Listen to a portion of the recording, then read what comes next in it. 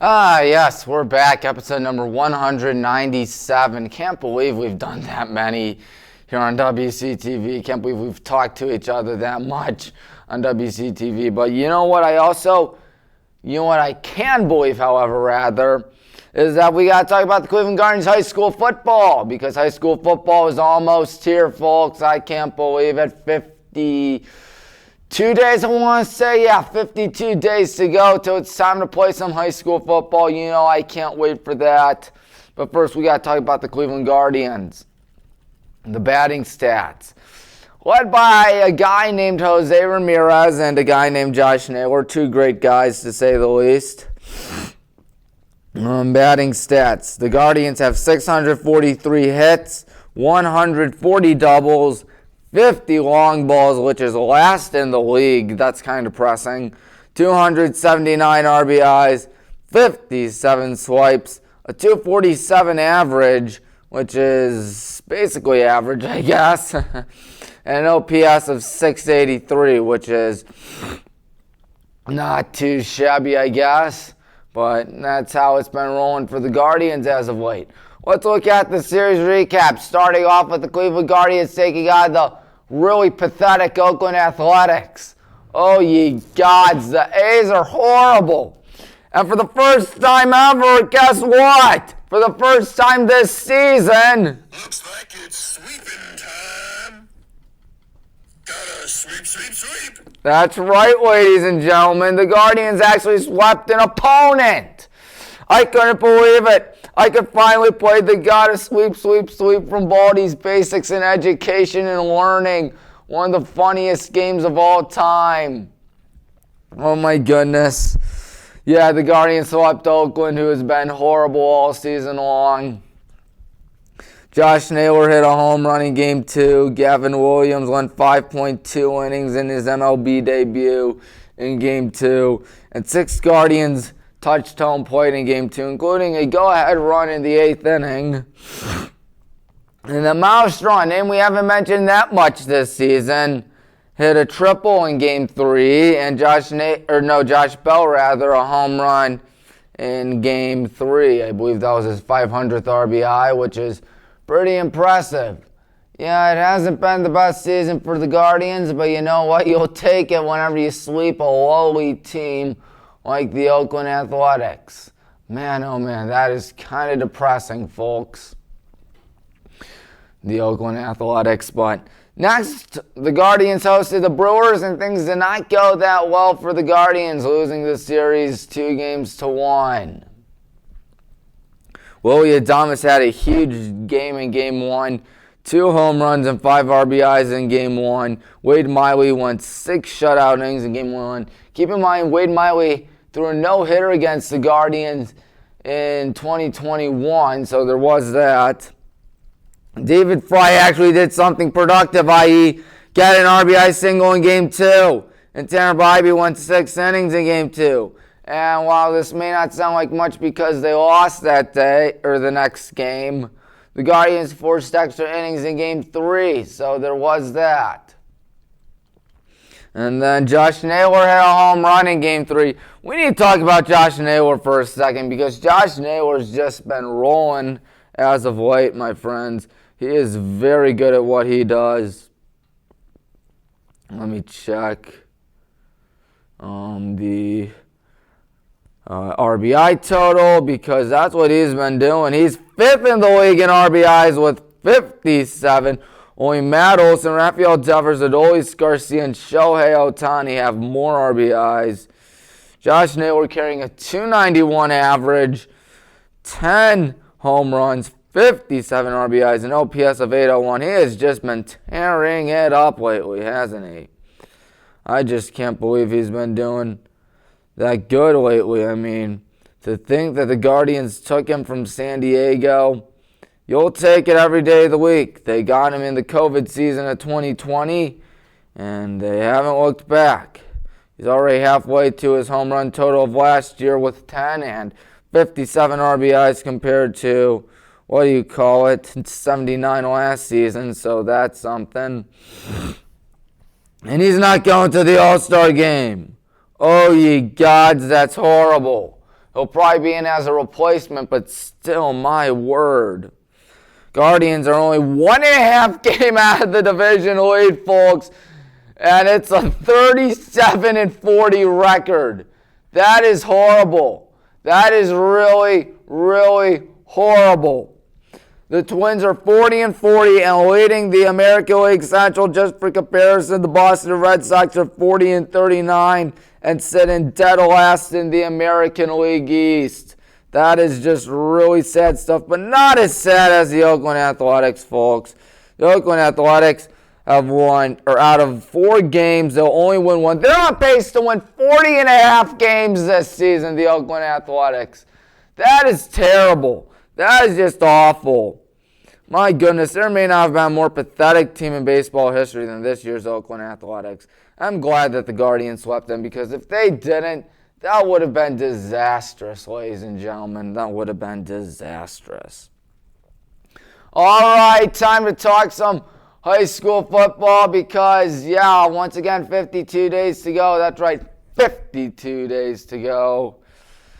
We're going to talk about the Greater Cleveland Conference and the Southwestern Conference, 2 of the best conferences in Northeast Ohio, in my opinion. So if we can see what it looks like, there it is. The Greater Cleveland Conference, the Medina Battling Bees will win the GCC once again this year. They do have one of the best quarterbacks in the country once again. I mean, think after having Drew Auer, who's now at Penn State, they needed big shoes to fill in, and Danny Stoddard has been that man. Apparently, he led the nation in passing yards, if I'm not mistaken, last season. Yeah, you heard that right. Led the nation in passing yards. So I think anything he can do once, he can do twice, and lead Medina to another GCC championship. In second place, going to be a team that is new to the GCC, the Cleveland Heights Tigers. 9-1 as well, 6-1. And then third place will be the Mentor Cardinals, 7-3 record, 5-2. Usually Mentor's hyped up, and usually they do good, but not as good as what most people expect. But you never know what can happen this year. You never know what can happen this year. And then fourth place, the Brunswick Blue Devils, 5-5, 4-3. So there was that. I mean, Brunswick had a rough season last year going 3-7, but they hung in it against us, the Highland Hornets. And it was, 27-7, 27-6. I forget what it was, but, you know. Anyways, Strongsville Mustangs will be in fifth place with a 4-6, 3-4 record. You got to remember, almost all these schools in the GCC are Division I schools, which is pretty hard to believe in my opinion. Medina's Division I, Brunswick is, Mentor is, Cleveland Heights is, Strongsville is. I don't think Solon is, I don't think Shaker Heights is, but I know Euclid is. So that means that's a pretty darn talented conference in my opinion. And then Solon, which will be in its last season in the GCC for football before they move to the National Conference and the Suburban League, will go 3-7, 2-5, in my opinion. So there is that. And then the Shaker Heights Red Raiders, also new to the GCC, going to go 3-7, 1-6. And sitting in dead last, once again, unfortunately, going to be the Euclid Panthers, 1-9, 0-7. I mean, Euclid, you never know what can happen with the Panthers, but man, oh man, things have just not been going their way lately over the last 2 years. They have lost 20 of their last 21 games dating back to the COVID season of 2020 when they lost in the playoffs, then went 0-10 2021. They did not go 0-10 last season, and I don't think they're going to go 0-10 this season, but it may be a little bit frustrating for Euclid once again. I mean, ever since the OHSAA said 16 teams make the playoffs, Euclid has missed out on it. We'll see if it can change this year. I would do all the points stuff and all that fun stuff. That's not really a lot of fun. But that would take years, and Joe Idle does a much better job at that. Joe Idle's a really cool guy. Big GCC games. You got Cleveland Heights against Medina. That might determine supremacy in the GCC. That's why I have it up there first, despite it being week 8. Mentor versus Medina, that'll be week 4. Medina versus Brunswick week 5. Brunswick Cleveland Heights also week 5. And another game week 8, that's going to be Mentor Brunswick. So that's going to be something. Now it's time to look at the Southwest Conference. I don't know what makes it so south, and I don't know what makes it so west, considering the fact that it's not southwest of Ohio. But oh well. The Avon Eagles going to go 9-1, 7-0. They're going to win the SWC this year. Right on their tail will be the Olmsted Falls Bulldogs, 8-2, 6-1. And right on their tails will be the Avon Lake Shoremen, 7-3, 5-2. Those are some good D2R6 schools, I must say. Because you got to remember, D2R6, it's opened up now. Toledo Central Catholic has been demoted to Division III due to their school size. I can't believe it.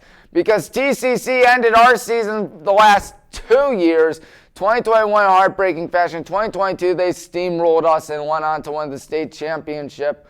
And that's funny because they're going to just straight up eat the D3 world alive in the OHSAA. My goodness, I just shudder to think what they're going to do in D3 R10. Good Lord. But yeah, that means schools like Avon, Olmsted Falls, Avon Lake, and never know, maybe us, maybe the Hornets. What do you call it? It's open D2R6 now that TCC is gone. But yeah, the Elyria Pioneers going to go 5-5, 3-4. They're going to be one of the 3 schools that go 3-4 in the SWC, including the Berea Mid-Park Titans and North Ridgeville Rangers. Both are going to go 4-6 on the campaign. And then 7th place, the Midview Middies, 2-8, 1-6. And then finally, the Amherst Steel Comets, 1-9, 0-7. So some big SWC games. Avon versus Avon Lake week 10. Avon versus Olmsted Falls week 6. And Olmsted Falls versus Avon Lake week 8. So yeah, that is hard to believe. I need to look at the D2R6 for a second. Because that's, of course, where the Highland Hornets are. There is a grand total of 1, 2, 3, 4, 5, 6, 7, 8, 9, 10, 11, 12, 13, 14, 26, I think. 26. So the vast majority of the D2R6 teams will make the tournament because top 16 used to be top 8 for a long time, but of course starting in 2021 they did top 16. And you know what I believe? 8-week season, everybody gets in. Because if everybody gets in basketball, volleyball, soccer, baseball, softball, whatever, they should get in as well in football as well. I know football is the OHSAA's biggest sport, but still, I still think, that's just me in my opinion, an 8-week season and everybody gets in.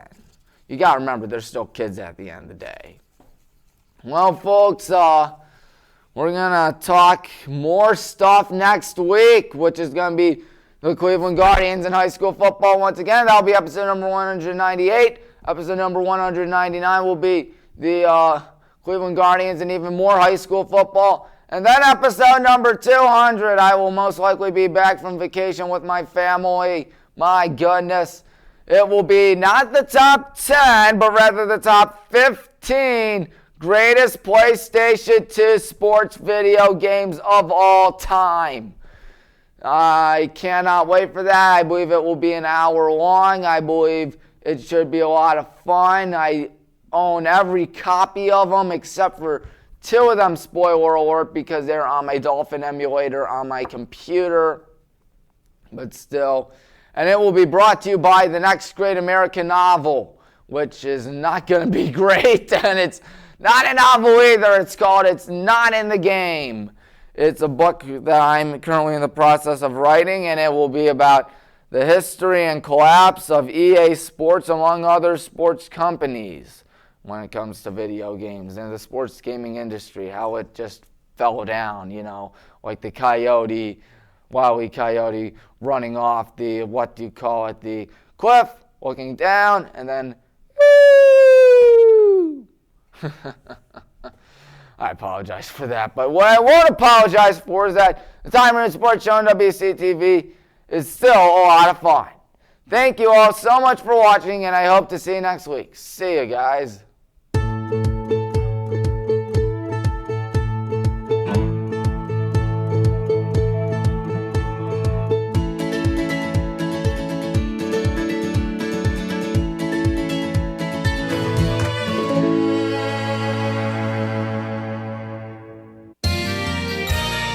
You are watching WCTV, Wadsworth Community Television.